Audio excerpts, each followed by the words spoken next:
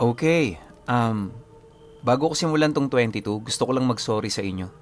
Kasi meron tayong isang episode na meron akong part na hindi nabasa.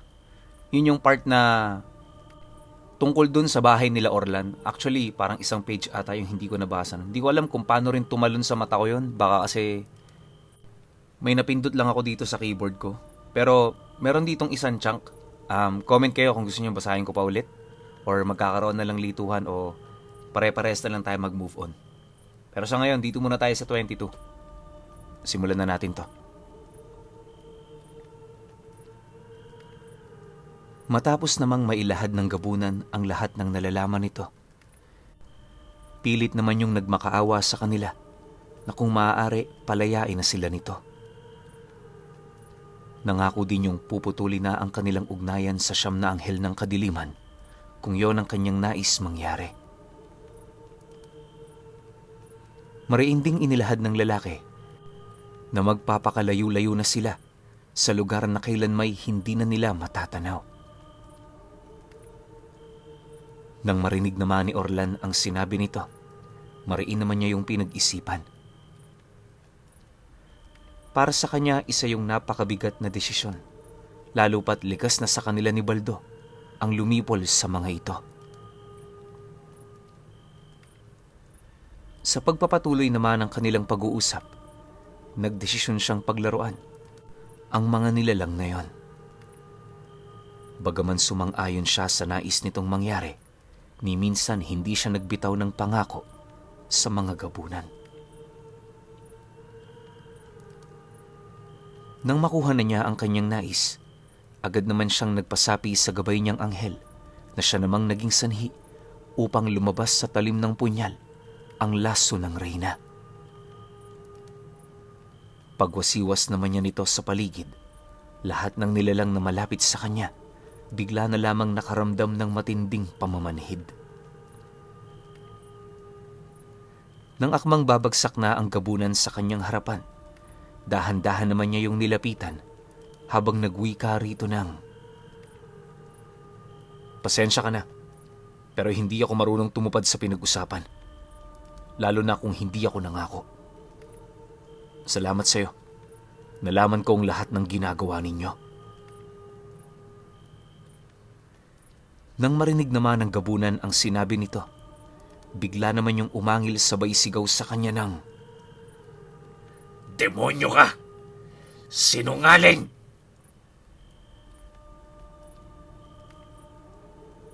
Kasabay ng pagwika nito ay ang dahan-dahan naman itong paglupasay sa lupa. Hindi naglaon. Nang mawala na yon ng ulirat, agad naman niya yung inundaya ng saksak na siya namang nagwakas sa buhay nito. Sa pagbalik naman ng katahimikan sa buong paligid, kagaya ng nauna nilang plano, nagmamadali naman nilang pinagtulungan ang mga nilalang na yon para ilibing sa isang malaking hukay. Hanggat maaari, inilayo nila yun sa daan para kahit sumigaw man ito, wala roong makakapansin. Kalahating oras bago sumapit ang hating gabi, nailigpit na nilang dalawa ang lahat ng kalat na ginawa nila. Ultimo yung mag-iina ni Pahel, hindi na rin nila pinaligtas pa sa paniniwalang habang buhay sila nitong kapupuutan kung sakali man kaawaan nila ito.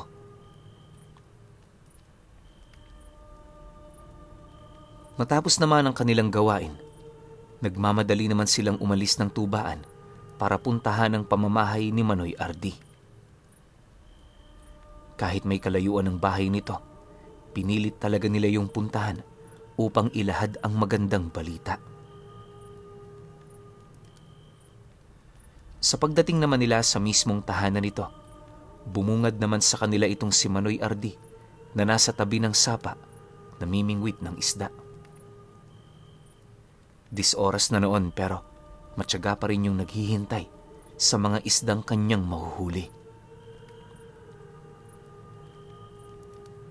Makalipas pa ang ilang minuto nilang pagmamasid, dahan-dahan naman nila yung nilapitan para kausapin. Manoy Ardi, Magandang gabi. Pwede ka ba naming makausap kahit sandali? May importanteng bagay lang kaming sasabihin sa'yo. Bungad na wika ni Orlan paglapit niya rito.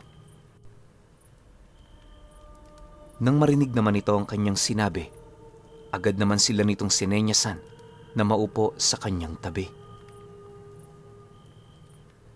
Pag-upo naman doon nila Orlan, may hinahon naman yung nagtanong ukol sa kanilang pakay.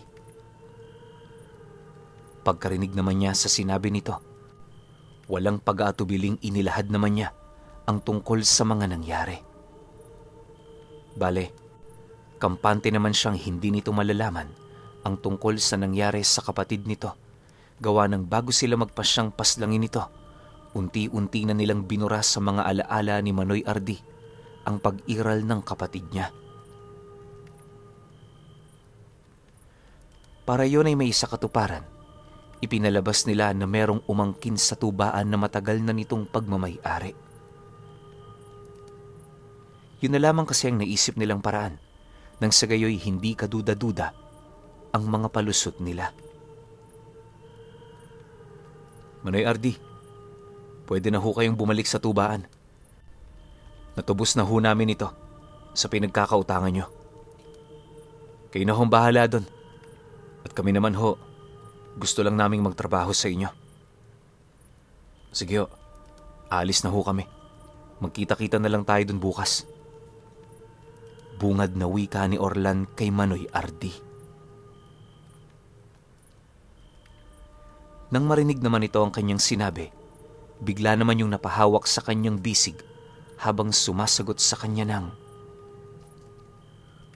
Totoo ba yan? Maraming salamat, Orlan. Utang ko sa iyo ang lahat ng ito. kasabay ng pagwika nito, ay ang dahan-dahan naman itong pagyakap sa kanya habang pilit na itinatago ang pinaghalong lungkot at saya na nararamdaman nito. Hindi naglaon, nang makaalis na sila sa mismong tahanan nito, agad naman silang bumalik sa kanilang pamamahay para magpahinga. 2 araw pa ang lumipas, balik trabaho na si Orlan sa tubaan. Si Baldo naman at si Ingkong dumadayo sa mga anihan para gumapas. Importante kasi sa kanila noon ang palay, lalo pat yon ang pangunahing itinitinda nila sa merkado. Yung mga tira-tira, inihahalo nila sa dinurog na mais na siya namang kalimitan nilang ipinapalit sa kanin.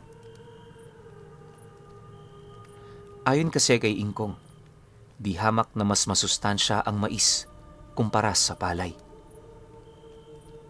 Subalit sa kabilang banda, mas masarap naman ang palay sa dinurog na mais. 1 buwan pa ang lumipas ng kanilang pananatili sa Dolores, naging maayos naman ang lahat. Tahimik at mapayapa man silang namumuhay, hindi nila ipinagsawalang bahala ang tungkol sa planong paunti-unti nilang binubuo. Base kasi sa kanyang mga nalaman, napagtanto niyang meron pang tsansa para makabawi sila sa mga anghel ng kadiliman. At ang pamamaraan ng kanilang naiisip para yon ay isa katuparan, walang iba kundi sa pamamagitan ng pagpatay sa mga manlalako ng karneng inuutusan nito na dumayo sa kanilang lugar. Bagaman mapanganib ang ganoong gawain, naging kampante naman siya, lalo pat meron siyang nakukuhang suporta kay Ingkong at sa kaibigan niya. Ayon kay Orlan, na magmula noong napaslang nila ang mga gabunan, araw-araw na silang naglilibot sa baryo para humanap ng mga manlalako. Sa kanilang paglilibot, wala rin silang pinalampas na mga nilalang, lalong-lalo na ang mga taong may dugo ng aswang at mambabarang. Para sa kanila, napakadali na lamang nitong paslangin, lalo pat lahat ng pangontra laban sa mga ito, hawak na nila. Dagdag pa niya na, Kaya nila madaling napapaslang ang mga aswang ay dahil sa nalikom nilang karanasan. Malaking parte rin dito ang karunungan at mga mutyang kanilang tinatangan. Naniniwala siya na kung wala ang mga ito sa poder nila, paniguradong mahihirapan din silang pumaslang ng mga nilalang, kagaya ng iba. Sa pagtagal ng kanilang pananatili sa Dolores, meron ng mangilan-ngilang mga albularyo ang sumulong sa kanilang puder. Base sa pagkakatanda ni Orlan, 3 albularyo na naninirahan sa Karatig Baryo, ang 2 antingerong nakatira sa kanilang lugar ang nagdesisyong makiisa sa kanilang ipinaglalaban. Alam naman nila Orlan na mahihina pa ang mga ito, pero meron yung malaking trabahong gagampanan sa kanilang plano. Isang gabi, nagpatawag ng pulong itong si Ingkong. May nabalitaan kasi yon sa Karatig lugar, ukol sa isang buntis na nanganak ng patay na sanggol. Kung iisipin, wala namang kakaiba sa balitang yan. Ang kaso lang, yung sanggol na dinadala ng babae, 9 na buwan na sa sinapupunan. Nung lumabas naman ito, napag-alaman ng kumadrona na 7 buwang gulang pa lamang ang bata. Kahit gano'n ang nangyari, nagpapasalamat pa rin ang asawa ng babae dahil hindi yun nalason ng anak nila. Matapos naman yung mabalitaan ni Ingkong, hindi naman niya maiwasang maghinala ukol sa pangyayaring yon. Malakas ang kanyang kutob na kaya hindi napatay ang babae ay dahil sa yon ang nais mangyari nung nilalang na pumatay sa anak nito.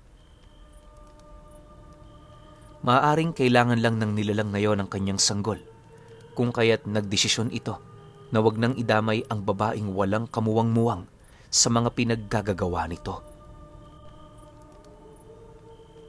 Sa pagpapatuloy naman ng kanilang pag-uusap, may mangilan-ngilan sa mga albularyong kasama nila ang nagbigay ng kanilang opinyon ukol sa mga nangyari. Ayon sa matandang nakatira sa sentro, maaaring kagagawan yon ng matandang hukluban na nangunguha ng mutya na mula sa sanggol na nilaso nito. Dagdag pa nito na, kaya niya yun nasabi ay dahil sa mga nasaksihan niyang insidente noong nag-uumpisa pa lamang siya. Mariinding inilahad ng matanda na likas na yon sa kanilang lugar, kaya wala silang dapat na ipagkabahala.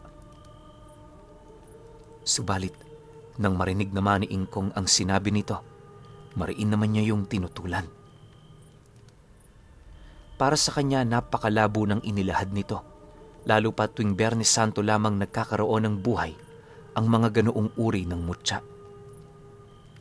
Kapag kinuha yon na hindi sa ganoong araw, isa lang yung pangkaraniwang parte ng katawan ng bata. Hindi ako naniniwala sa mga ganyang kwento. Ang alam kong may kagagawa ng ganoong bagay, walang iba kundi ang mortal naming mga kaaway. Ngayon, para maging klaro sa atin ang lahat, kailangan nating tumungo roon. Sino sa inyo ang gustong sumama kay Orlan at kay Baldo? Wala naman kayong gagawin doong peligroso, maliban sa tumupad sa kanilang mga pangangailangan. Wika ni Ingkong sa mga albularyo, matapos naman itong mailahad ang tungkol sa mga pangyayaring nanatili pang malabo sa kanilang pangkat. Nang marinig naman ng mga ito ang kanyang sinabi, panay naman ang naging pag-uusap ng mga ito na para bang inaalam nila kung sino ang mas karapat-dapat na sumama. Maya-maya pa, nang mapagtanto naman ni Orlan na medyo nagdadalawang isip ang mga ito, agad naman siyang tumungo sa kanyang silid para kunin ang isa sa mahiwagan niyang armas na nagmula pa sa baryo ng mga Dibino. Hindi naglaon. Nang makabalik na siya sa kinaroroonan ng mga albularyo, agad naman niya yung inilatag sa mesa sabay wika sa mga ito ng, Ang sumama at makapagpatunay ng sarili niya, ibibigay ko ang gamit na ito bilang pasasalamat. Alam kong alam niyo kung ano ito. Kaya kayo na ang bahalang magpasya. Matapos naman niya itong mailahad, agad namang nagtaas ng kanang kamay yung antingerong nakatira sa baryong pupuntahan nila. Upang masiguro ring hindi na yon magagawa ng iba, nagmamadali naman yung lumapit sa kanya habang inilalahad ang intensyon nito. Nang mapagtanto naman ni Orlan ang kagustuhan nitong patunayan ng sarili, nagdesisyon siyang yon ay piliin. Nang maging klaro na rin sa kanila ang lahat, pansamantala muna niyang itinago ang habay ng baong trabungko ng ahas at mutya ng salsagan. Napakabisa ng gamit na yon pagdating sa kahit na anong uri ng kombate, kaya naman nang makita yon ng antingero, hindi na yon nagdalawang isip na makuha ito. Isipin ninyo galing pa yon sa baryo ng mga Dibino, kaya hindi talaga yun pangkaraniwang gamit. Ayon nga kay Orlan, na noong sinubukan niya ito, hindi man lang tumalab sa kanya ang mga bala na punong-puno ng pambasag mutya. Ilang beses din niyang hiniwa ng tabak ni Baldo ang kanyang balat, pero hindi man lang yun umubra. Base rin sa kanyang karanasan, kung opensa at depensa lamang ang pagbabatayan, napakalakas ng gamit na yon. Halos lahat ng kailangan ng isang antingero nandun na. Makalipas pa ang ilang minuto, nang wala na silang pag-uusapan pa, agad namang umalis ang ibang albularyo at antingero na hindi nakiisa sa misyong yon. Para kay Orlan at kay Ingkong, wala naman yung problema, lalo pat para sa kanila, pangkaraniwan na ang tumanggi. Siyempre, kung hindi naman talaga kaya, bakit patutuloy, hindi ba? Nang mapagtanto naman nilang silang apat na lamang ang naroon, minabuti naman nilang pag-usapan ang mga bagay na kanilang gagawin. Ayon kay Ingkong, mas mainam na silang tatlo lang ang pumunta sa karatig lugar, gawa ng meron din yung binabantayan sa kanilang baryo. Dagdag pa nito na, mas mainam na maghiwa-hiwalay muna sila dahil maliban sa kakulangan nila ng kasama, marami rin silang mga responsibilidad na kailangang matupad.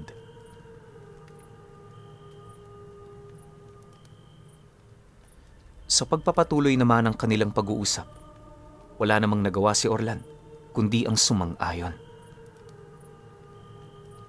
Maya-maya pa, nang malinaw na sa kanila ang lahat, nagdesisyon naman silang pumasok na sa loob para makapagpahinga. Doon na rin nila pinatuloy ang makakasama nilang antingero para naman kahit papaano makilala nila ang pag-uugali nito. Kinabukasan pagising naman nila, nagligpit na sila ng gamit. Yung antingerong kasama nila, pinahiram na muna nila ng masusuot nang sa gayoy maging komportable ito. Hindi naglaon, nang makapaghanda na ang kanilang grupo, minarapat muna nilang kumain ng almusal bago sila tumuloy sa kabilang lugar. Sa kasagsagan naman ng kanilang pagkain, nabanggit na sa kanila ng antingero ang tungkol sa mga manlalakong gumagala sa kanilang lugar tuwing gabi.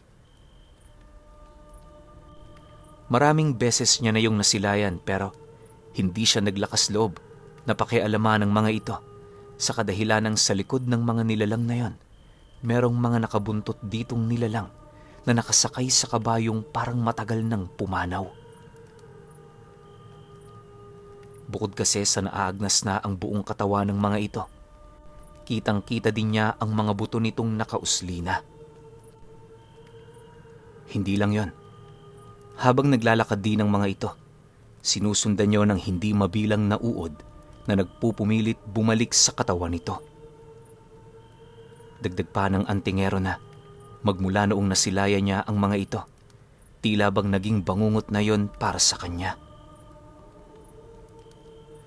Yung tipong may alam naman siya pagdating sa lihim na karunungan. Pero sa harap ng mga nilalang na yon, pakiramdam niya isa siyang biktima na naghihintay na lamang mapaslang. Matapos naman itong mailahad ang tungkol sa bagay na yon, nakumpirma nila Orlan na mangangabayo nga ang nasilaya nitong nilalang. Bagaman alam nilang malalakas ang mga ito, hindi yun dahilan para umurong sila sa kanilang mga plano. Sa katunayan, mas ginaganahan pa noon si Orlan na harapin ang mga ito. Sa isip-isip niya, hindi lang siya nanatili sa kanilang pamamahay nang walang ginagawa. Habang lumilipas kasi ang mga araw, pilit naman niyang binibigyan ng pagkakataon ng kanyang sarili na manaliksik sa karunungang daladala ng matanda.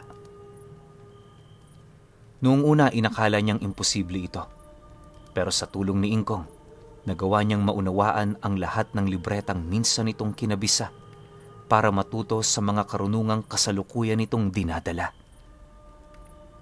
Dagdag pa niya na, dahil sa pag-aaral niyang yon, mas lalong lumawak ang kanyang kaalaman pagdating sa lihim na karunungan. Natuto na rin siyang tumawag ng mga malalakas na uri ng engkantong makakatuwang niya sa kahit na anong oras at panahon.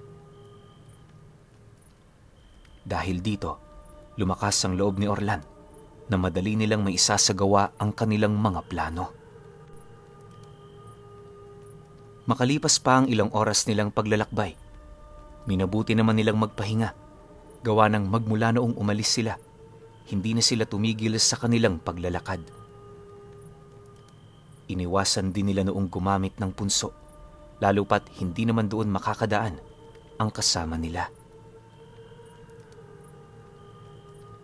Sa kasagsagan naman ng kanilang pagpapahinga, naitanong ng kasama nilang antingero kung sino ba yung matandang namumuno sa kanila.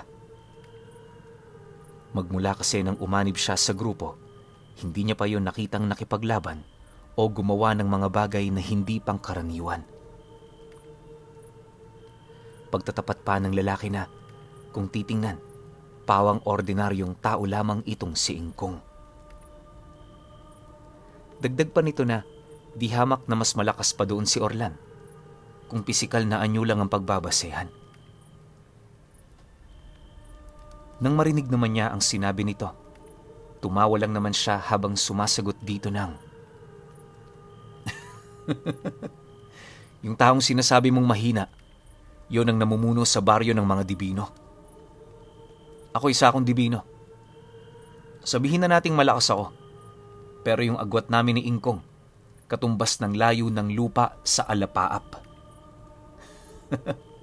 Magpasalamat ka na lang at nakikita mong ganyan siya. Alam mo kasi, nagretiro na siya. Gusto na nga niyang magbagong buhay pero nagpumilit lang ako sa kanyang bumalik sa dating landas na aming iniwan. Ayon pa sa kanya, na bagaman isang sugalang ginawa niyang yon, naniniwala siyang may maganda yung kahahantungan. Mariin niya ring inilahad na kailan may hindi na nila gagawin ang mga pagkakamali nila sa nakaraan. Matapos naman niya itong maibahagi, nagdesisyon naman siyang manahimik upang maiwasang magsambit ng kung ano-anong mga pangyayari sa buhay nila na pilit na niyang kinakalimutan. Nang mapagtanto naman ito ng antingero, minabuti naman itong tumingin sa napakagandang tanawin habang pilit na iniiba ang paksa nila. Ilang minuto pa ang dumaan, muli na nilang ipinagpatuloy ang kanilang paglalakbay. Mabagal man ang pag-usad, hindi naman nila ito gaanong pinansin, lalo na't nasa plano na rin nilang gumamit ng isang araw para baybayin ang daan patungo sa lugar na kanilang pupuntahan. Bukod kasi sa malayo-layo ito, hindi rin biro ang mga baryo at sityo na kanilang nadaraanan. Nga pala, para may ideya kayo kung nasaan na noon sila Orlan, papasok na sila noon sa Maynila. Pasensya na, hindi ko maaaring sabihin ang mga eksaktong lugar na pinuntahan nila bilang pagpapakita na rin ng respeto.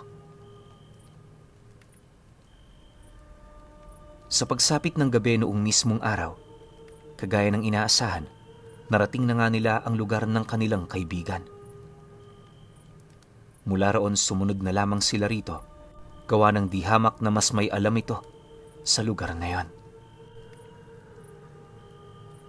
Habang binabagtas naman nila ang kahabaan ng sentro, pansin na pansin naman nila ang dami ng tindahan sa lugar na yon. Kahit gabi na, maraming tao pa rin ang naglalakad na animoy hindi yun nababahala ukol sa mga bagay na maaaring mangyari sa kanila. Nang masipat naman ng antingero ang kanilang pagmamasid, ipinaliwanag naman ito na sa kanilang lugar, hindi na uso ang magtago tuwing gabi dahil sa dami ng naninirahan doon. Taliwas sa mga liblib na baryo, inaabot pa ang mga tao roon ng 9:00 bago magsipasok sa kanilang mga pamamahay. Yung iba nga, nagiinuman pa sa gilid ng kalsada. Nang marinig naman nila ang sinabi nito, wala naman silang nagawa kundi ang sumang-ayon. Dala naman ang pagkaaliw nila sa mga bagay na kanilang nasisilayan, hindi na nila napansin na narating na pala nila ang bahay ng kaibigan nilang antingero. Pagtigil naman ito, bahagya namang nabaling ang kanilang paningin sa isang mahabang bahay na halos 2 pamilya ang kakasya roong tumira. Pagkatok naman ng lalaki sa pinto, agad naman itong tinawag ang kanyang asawa na siya namang dali-daling nagbukas ng pintuan. Maya-maya pa, nang bumungad na yun sa kanila, masaya naman sila nitong pinatuloy sa loob. Nga pala, Orlan. Ito si Sally, asawa ko. Pasok na kayo. Huwag kayong mahiya.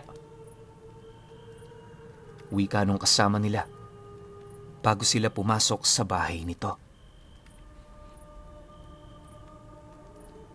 Matapos naman itong maipakilala ang babae, isinunod naman ito ang kanyang mga magulang na sa bahay ding yon naninirahan.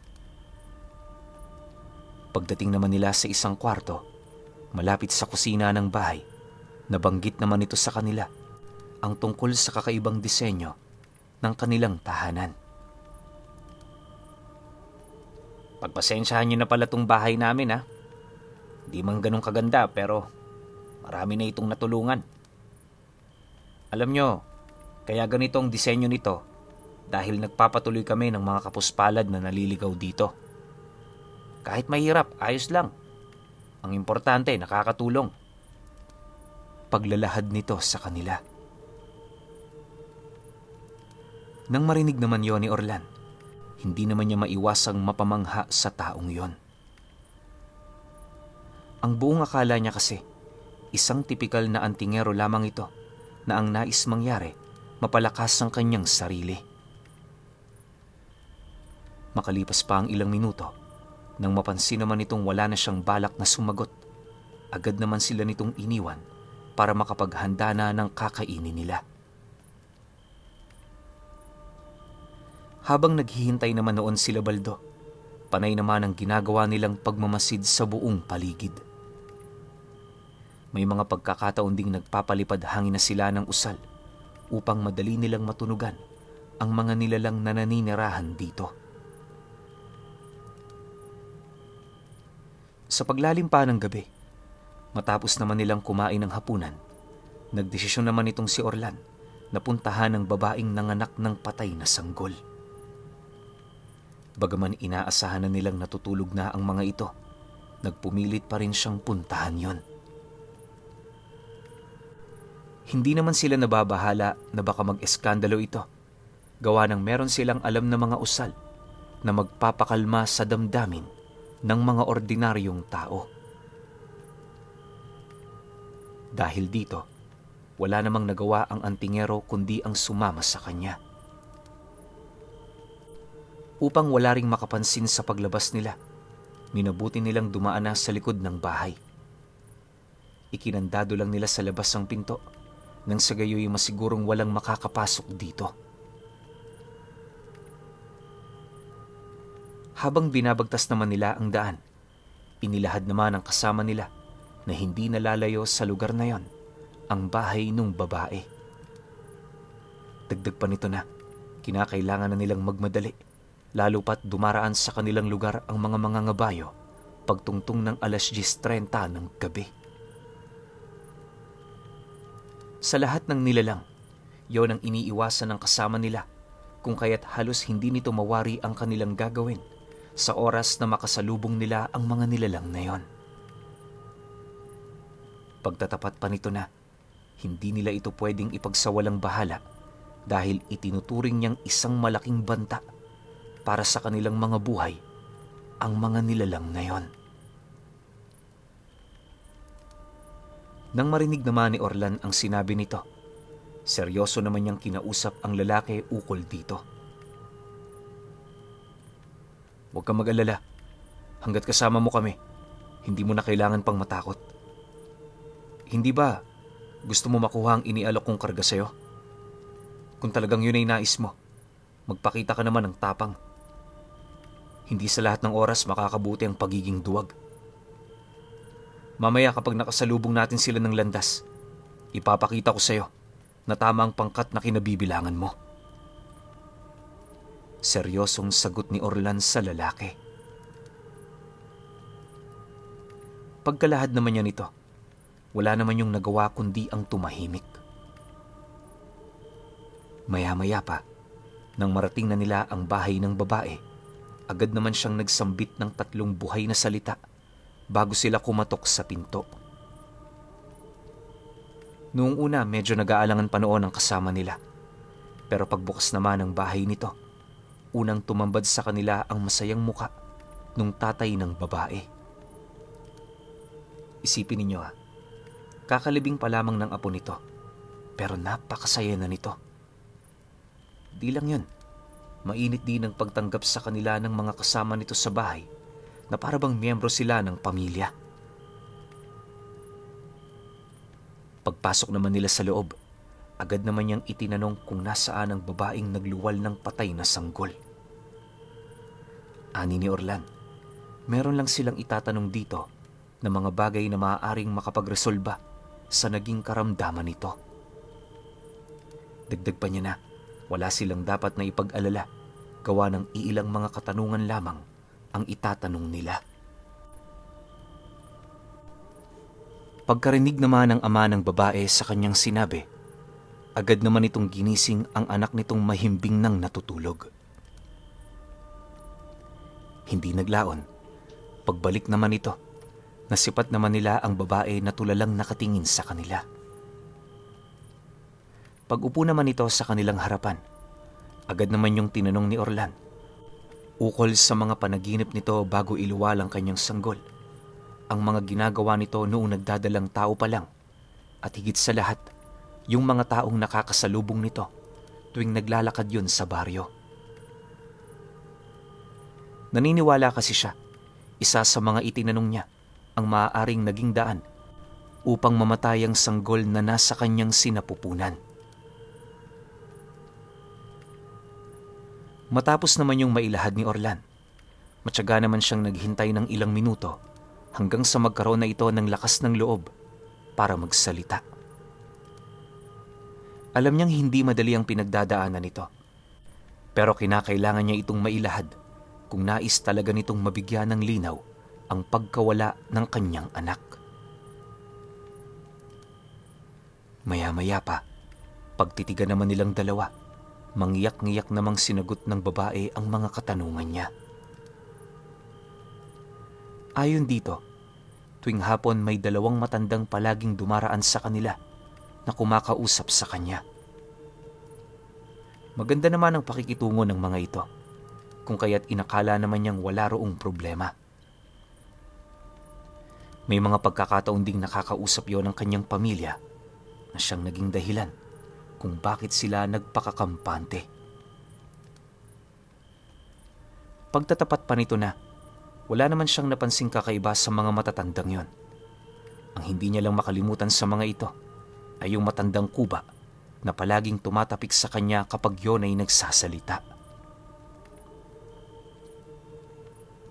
Sa loob ng ilang buwan nilang pag-uusap, hapon-hapon naging pangkaraniwan naman ang lahat. Bale, natigil lang ang pakikipagkita niya sa mga taong yon nang medyo malapit na ang kanyang pagdadalang tao. Inakala din itong magiging maayos ang lahat pero nang maisilang na ang bata, doon na bumaliktad ang lahat ng bagay na kanyang inaasahan. Halos hindi nito mawari kung saan siya nagkulang. Kaya na may nagbigay yon ng matinding dagok para sa kanyang damdamin at pamamaraan ng pag-iisip. Nabanggit din ito sa kanila na may mga pagkakataong sumasagi sa isip niya ang kagustuhang tapusin ang kanyang sariling buhay. Pagkalahad naman ng babae ukol sa mga bagay na yon, hindi naman ito maiwasang mapaiyak. Dahil dito, agad naman siyang nagdesisyon na wag na yung tanungin pa. Sa halip, ang tinanong na lamang niya ay yung mga mahal nito sa buhay. Sa kanila namang pag-uusap, napag-alaman nila Orlan na hindi tubo sa lugar ang dalawang matanda. Bale, nanuluyan ng mga ito sa kapitbahay ng pamilyang yon, kaya inakala nilang kadugo din yon ng mga taong kakilala nila. Subalit, nang matanong nila ang pamilyang tinuluyan ng mga ito, laking gulat na lamang nila nang tanggihan ng mga ito ang dalawang matanda. Matapos naman yung malaman ni Orlan, minabuti naman nilang magpaalam sa pamilyang yon.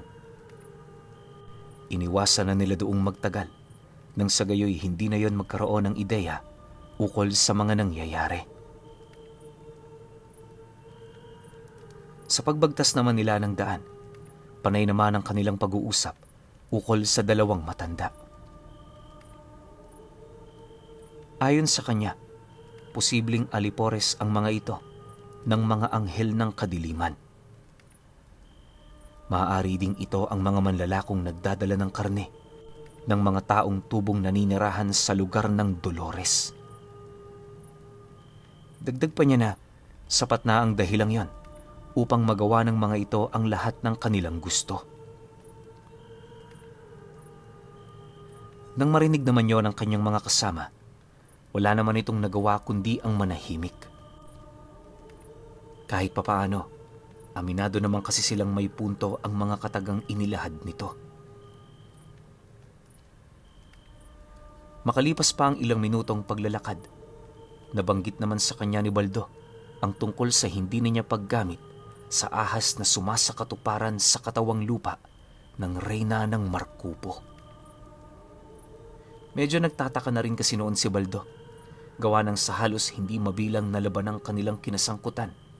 Hindi na ito tinawag pa ni Orlan.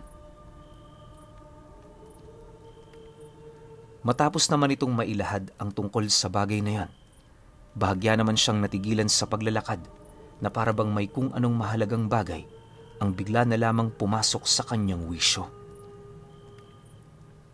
Maya-maya pa, pagbaling naman niya ng kanyang paningin sa kinaroroonan ni Baldo, seryoso naman siyang sumagot dito ng,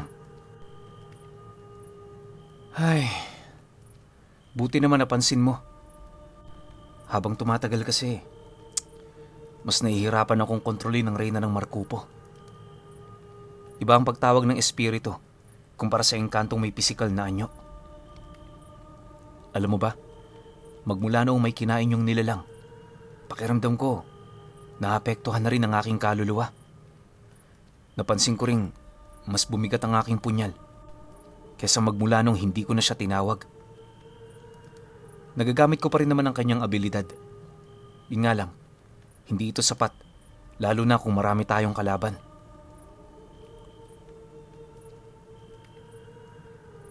Matapos naman niya itong mailahad, unti-unti namang naging klaro kay Baldo ang tungkol dito. Hindi naglaon, nang medyo malapit na sila sa bahay ng antingero, bigla naman sila noong natigilan nang masipat nila ang dalawang nilalang na may daladalang kariton. Bagaman malayo pa ang mga ito sa kanilang kinaroroonan, hindi naman nila maipagkakaila ang malas sa demonyo nitong wangis. Pagsilay naman doon ng antingero, napilitan naman yung magtago sa kanilang likod habang nananatiling walang imik. Ni pagtanong sa kanila di na nito nagawa sa takot na baka yun ang unang mapansin ng mga nilalang na yon. Maya-maya pa, nang mapansin naman ni Baldo ang ginagawa nito, mariin naman niya yung inabisuhan na wala itong dapat na ipag-alala. Dagdag pa niya na hindi sila kayang talunin ng mga nilalang na yon sa kahit na anong aspeto ng pakikipaglaban. Dahil sa kanyang sinabi, unti-unti namang nakampante ang antingerong yon. Nang mapagtanto naman yon ni Baldo, mahinahon naman niya yung inakbayan habang hinihintay ang dalawang nilalang. Ilang minuto pa ang lumipas, dumating na nga ang mga matatandang huklubang may hila-hilang kariton. Sa likurang bahagi ng mga ito, naroon ang dalawang mga ngabayo na siya namang humahawak sa mga kadenang nakapulupot sa leeg ng mga ito. Pagtigil naman ng mga nilalang sa kanilang harapan, agad namang hinarangan ni Orlan ang daan, sabay wika ng, "Hindi anihan ng pagkain ng lugar na ito. Mga demonyo kayo. Wala kayong karapatang pagsamantalahan ng mga mahihina."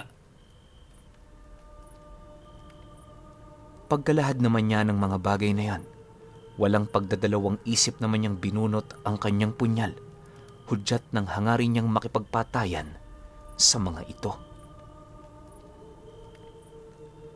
Matapos naman niya yung gawin, humalinghing naman ang napakalakasang dalawang kabayo habang nagpupumilit itong tumayo. Pagsilay naman niya sa ginawa ng mga ito, napangisi lang naman siya habang inaalala ang mga unang tagpo nila ng mga nilalang. Maya-maya pa, nang akmang papasugod na ang mga hukluban, agad naman yung inunahan ni Baldo na siya namang labis na ikinagulat ng kasama nilang antingero. Pagsilay naman ng dalawang hukluban sa ginawa ng kanyang kaibigan, nagpumilit naman yung umilag pero dahil sa bilis nito, hindi na nila yon nagawa pa. Pag-unday naman ni Baldo ng hawak-hawak nitong tabak, napilitan namang kumalas sa karito ng matandang pinilit niyang paslangin. Nang makadistansya na yon sa kanya, sa hindi inaasahang pangyayari, bigla namang lumuhod ang nilalang na yon at kasabay nito ang paghingi nito ng tawad sa mga kasama nilang mga ngabayo. Nang masipat naman yon nila Orlan, halos hindi naman nila mawari kung bakit yon ginawa ng nilalang. Gayunpaman, sa kabila ng mga naging palaisipan para sa kanila, hindi naman nila hinayaang mawala ang kanilang atensyon dahil lamang sa mga kaganapang yon. Sa pagpapatuloy naman ng pakikipagbuno ni Baldo, napilitan na rin siyang sugurin ang dalawang mga ngabayo. Bagaman alam niyang malalakas ang mga ito, hindi naman siya gaanong nabahala dahil sa mga bago niyang alas na kanyang pinanghahawakan. Pagpuspos naman ng gabay niya sa kanyang katawang lupa, agad namang tumulo ang laso ng kanyang punyal, senyales na handa na ito para kalabanin ang mga nilalang. Walang sabi-sabi, buong puwersa naman niya yung sinugod habang pilit na naghahanap ng paraan kung papaano siya makalamang. Lahat na yata ng paraan ginawa na noon ni Orlan, pero nanatili pa ring malakas ang depensa ng mga ito. Sa kabilang banda naman, kahit natatakot ang kasama nilang antingero, nagpumilit pa rin yung tumulong kay Baldo.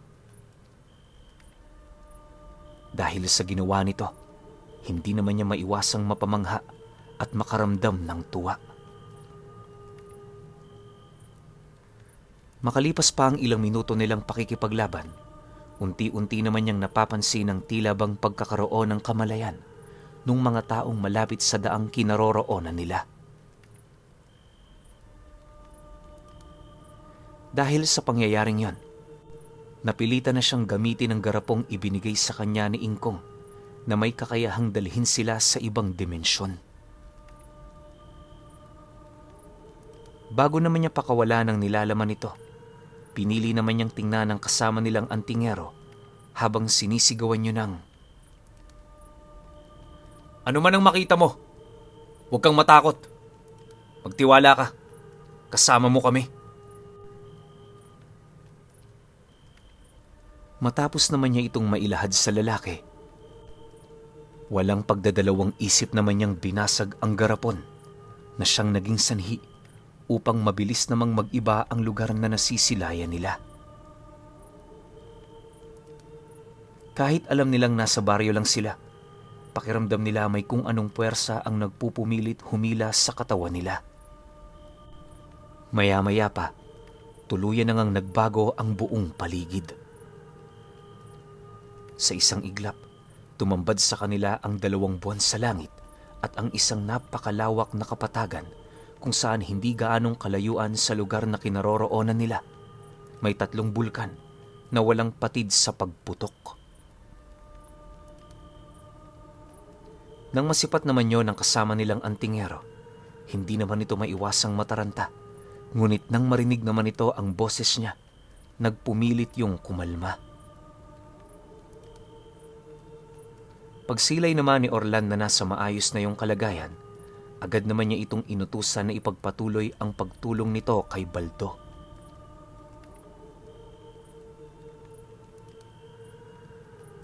Matapos naman niyang mailahad ang mga bagay na yon, bahagya naman siyang dumistansya sa 2 mangangabayo para bigyan yon ng pagkakataon upang makapaghanda. Nang mapansin naman ng 2 nilalang ang nais niyang mangyari, doon na nagpasya ang mga ito na bumaba sa kanilang mga sinasakyan. Pag-apak naman ito sa lupa, umatungal naman yon ng napakalakas gamit-gamit ang napakatining nilang boses. Nagsimula na rin yung maghubad ng kanilang mga balabal, dahilan para makita ni Orlan ang napakalumang baluting suot-suot ng mga ito. "Ilang buwan na rin tayong hindi nagkita-kita, pero wala pa ring pagbabago sa inyong mga anyo. Subukan nga natin kung mas malakas pa rin kayo kaysa sa akin."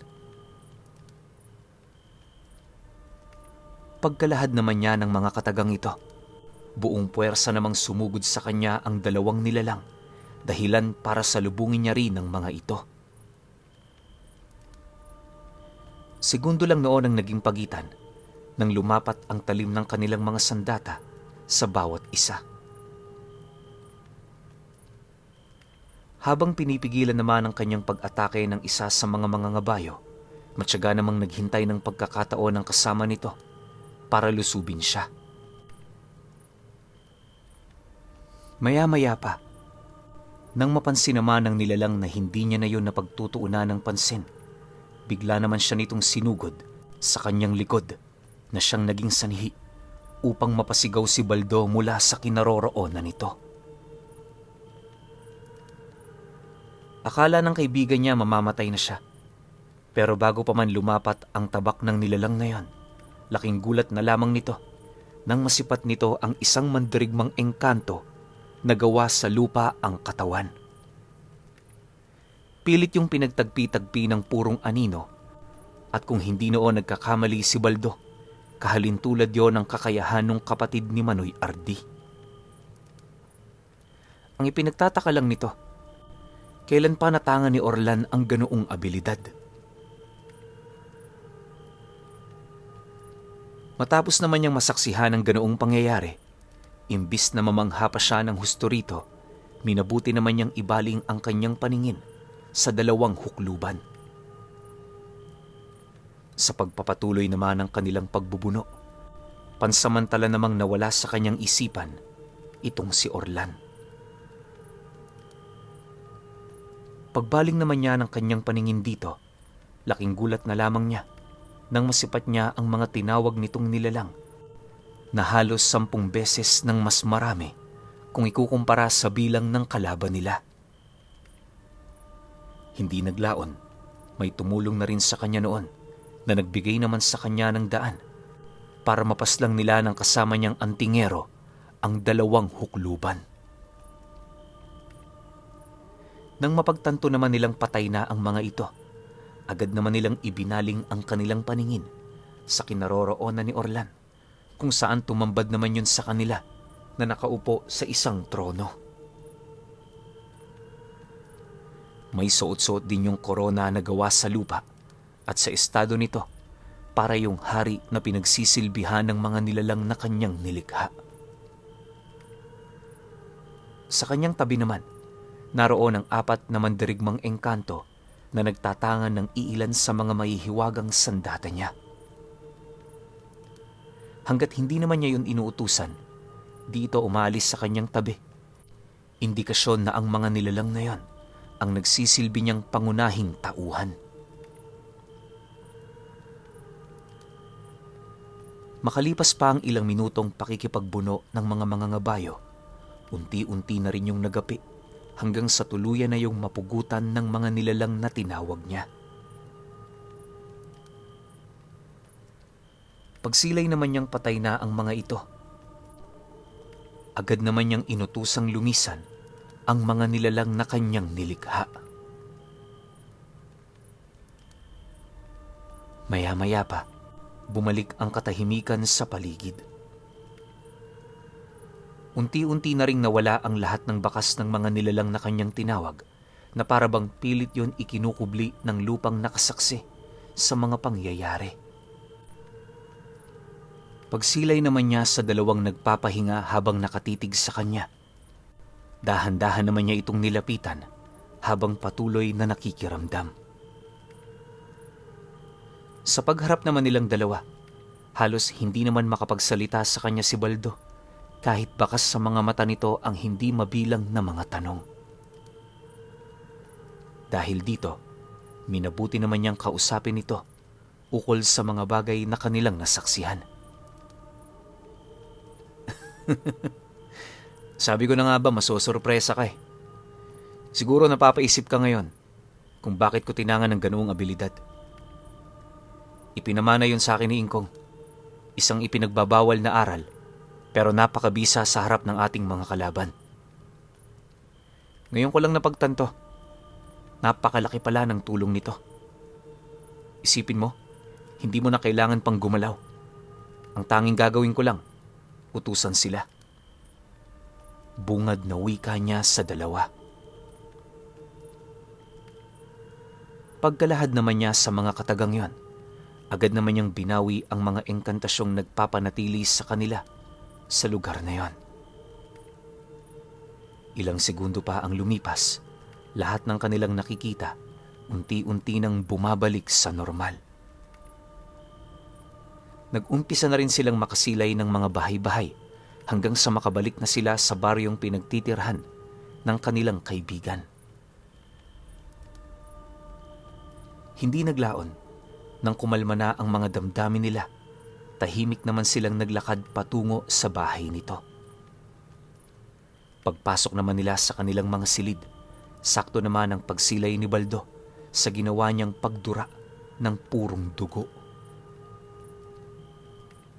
Bagaman nag-aalala yon sa kanyang kalagayan, minabuti naman itong wag na muna yung pagtuunan ng pansin, gawa ng marami pa silang mga bagay na iniisip.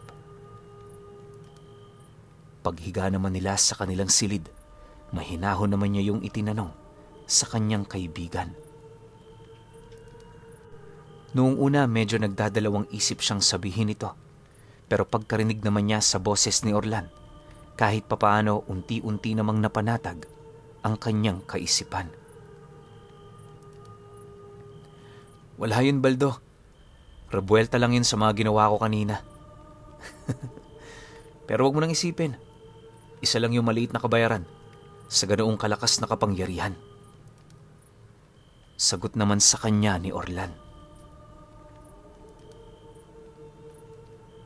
Nang marinig naman niya ang sinabi nito, hindi naman niya maiwasang makipagtalo. Sa isip-isip niya kasi, hindi biro ang pagsusuka ng dugo. Nang magkaroon na siya ng lakas ng loob para magsalita, pinili naman niyang tumingin sa bubong ng bahay habang sumasagot doon ng, Hindi yun pangkaraniwan. Alam mo yan. Ay, masyado lang ako nag-aalala para sa kalagayan mo. Sana isipin mo rin yung katawan mo. Huwag kang umabuso. Alam mo namang mapanganib ang mga rebuelta eh. Dahil sa kanyang sinabi, pinili naman ni Orlan na manahimik. Maya-maya pa, dala na rin ang kanilang mga pagod, hindi na nila napansin na nakatulog na pala sila. Sa paglipas pa ng mga araw, naging matunog naman sa panig ng mga nilalang ang tungkol sa ginawa nilang pagpaslang sa dalawang mga ngabayo.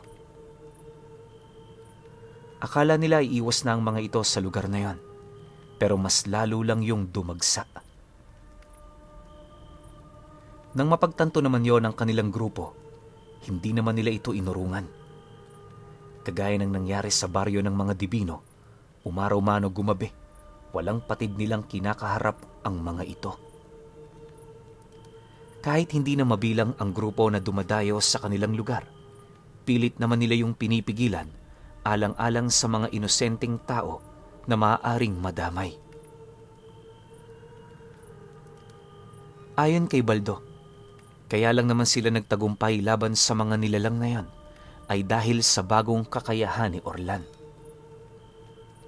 Yun nga lang, kahit pinapasapi niya ang kanyang gabay sa kanyang katawan, hindi pa rin yun sapat upang mapigilan nito ang rebuelta ng aral na kanyang ginagamit. Ngunit sa kabila naman ng mga nangyari, di naman masisisi ni Baldo itong si Orlan, gawa ng aminado siyang pilit na nagsasakripisyo ang kanilang kaibigan para sa kanila. Dahil sa ganoong dahilan, nagsawalang kibo siya sa lahat ng bagay na kanyang nakikita. Akala niya walang mangyayaring masama kay Orlan, pero ilang linggo pa ang lumipas, doon na nila unti-unting napapansin ang panghihina nito. Nang mapagtanto naman nilang hindi nakakayanin ni Orlan na makipaglaban pa, nagdesisyon na silang bumalik sa mismong bahay nito. Awa naman ng Diyos, ligtas silang nakabalik sa kinaroroonan ni Ingkong. Pagsilay naman ng matanda sa kanyang kalagayan, nagmamadali naman yung lumapit sa kanya, bitbit ang isang sanga ng kahoy na ibinalot nito sa pulang tela. Bago pa man makapagsalita noon si Orlan, ipinalunok nito sa kanya ang dagta ng sangang yon. Matapos naman itong gawin ni Ingkong, pinapasok na nila ito sa loob dahil sa nararamdaman itong napakabigat na presensya na paparating. Alam ng matandang hindi yun pangkaraniwan, kung kaya't walang pagdadalawang isip naman niyang tinawag ang mga albularyong nangako na tumulong sa kanila. Sa pagsapit naman ng gabi noong mismong araw, habang nagpapagaling itong si Orlan, matyaga namang naghintay si Baldo at si Ingkong sa labas ng bahay nito. Kasakasama rin nila noon ang mga albularyo, handang-handa na makipaglaban. Yung iilan sa mga ito, medyo kinakabahan, pero hindi yun rason para umatras sila sa pagtawag ni Ingkong. Bukod kasi sa malaki ang utang na loob nila rito, yun din ang kanilang nalalapitan sa oras na may pasyente silang may malubhang karamdaman. Sa paglalim pa ng gabi, habang matyagang nagbabantay ang kanilang pangkat, siniguro naman nilang walang makakasilay na mga ordinaryong tao sa mga mangyayari. Bawat pundasyon dinuon ng bakuran punong-puno ng bagat na maaaring bumitag sa kanilang mga kalaban. 10 minuto bago sumapit ang 11:00 ng gabi, bahagya naman sila noong napatahimik nang masipat nila ang napakaraming sulo na umahon sa isang maliit na burol. Milya-milya man ang layo nito, hindi nila maipagkakaila na yun nga ang pangkat ng mga sinaunang aswang na hinihintay nila. Bagaman alam nilang ilang beses na mas marami sa kanila ang grupong yon, hindi nila piniling umatras. Sa kanilang pagmamasid, doon naman napagtanto ni Ingkong na kahit anong gawin nilang pag-iwas, patuloy pa ring lalapit at lalapit sa kanila ang gulo. Naniniwala siya, tadhana na talaga nila ito, kung kaya't wala na silang magagawa kundi yon ay kaharapin. Dahil sa mga bagay na kanyang naunawaan, dahan-dahan naman niyang hinubad ang kanyang pang-itaas na kasuotan habang nagwiwika sa kanyang mga kasama ng, Hindi ko man maipapangako na lahat tayo ay buhay pagkatapos nito. Nagpapasalamat naman ako sa inyo dahil hanggang huli nakiisa kayo. Ang inyong mga kadakilaan may uukit sa matayog na batong nasa langit. Huwag kayong matakot na mapaslang. Hindi sa mundong ito magsisimula ang tunay na kasiyahan nating mga tagasunod ng Diyos. matapos naman niya itong mailahad, doon na niya inalis ang sabulag ng kanyang tungkod. Nag-umpisa na rin siyang humingi ng tulong sa mga kaibigan niyang diwata, dahilan para masindak ang lahat ng albularyong kasama niya sa kanyang presensya. Makalipas pa ang ilang minuto, nang may isakatuparan na ni Ingkong ang kanyang mga paghahanda, doon na rin pa isa-isang nagtaas ng bakod at puder ang kanyang mga kasama. Nagpalipad hangin na din yun ng mga pantigalpong dasal na siya namang pipigil sa mga mahihinang aswang na nagpupumilit makigulo sa nalalapit na digmaan. Nang may isakatuparan na nila ito, agad naman silang umusad papalabas ng bahay ni Orlan. Hanggat maaari, pumesto sila malayo sa lugar na yon upang hindi na siya madamay sa gagawin nilang pagpigil sa hukbo ng 9 na anghel ng kadiliman. Sa pagpapatuloy naman ng kanilang pagmamasid, mas lalo namang tumitindi ang kabang kanilang nararamdaman. Yung tipong habang papalapit ang kanilang mga kalaban, meron na sa kanilang nagtatangkang lumayo. Subalit sa kabila ng pagkasindak nila sa mga ito, ni isa walang nagdesisyong iwan sila. Lubos naman yung ipinagpasalamat ni Ingkong sa kadahilanang aminado yung napakahalaga ng bawat tulong na maibibigay ng mga albularyo nilang kasama.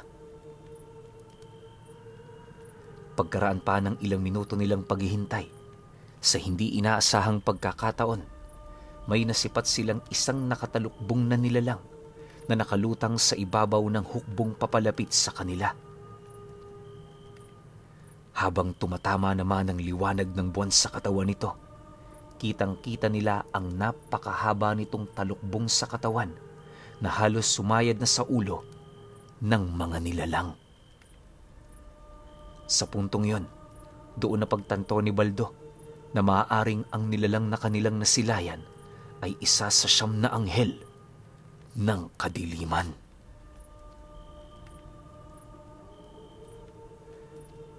Okay.